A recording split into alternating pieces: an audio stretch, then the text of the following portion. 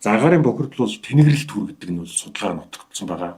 Аутизм нөлөөлж байгаа нь одоо судалгаар нотогдсон байгаа. Сэтгэл готролд бол нөлөөлж байгаа. Энэтэй холбоотойгоор бол одоо ууртаа, уцаартаа, сэтгэл готролтой хүмүүсийнтэй бол нэмэгт хийм эрсдэлтэй байдаг. За агаарын бохирдлын нарийн шиг тоосноцор бол цусны даралтыг ихсгдэг. Тийм учраас олон жилийн хугацаанд энэ нарийн шиг тоосноцор амьсгалсан хүмүүс бол цусны даралтыг ихсэх, зүрх судасны дутагдлалд орох ийм эрсдэлтэй болдог. Жирэмсний ургийн өсөлтийг зогсоож, үхүүлдэг, зулбуулдаг, жим багтаа хүүхэд төрдөг, бодисын солилцооны эмэгтэй хүүхэд төрдөг. Тийм учраас бид нар 10, 11, 12, 1, 2, 3 дугаар сар гэдэг нарийн шиг тоосноцор ихссэн үед тогтмол гадаад болон дотоод орчинд амны хаалтаа зүүж явах ёстой.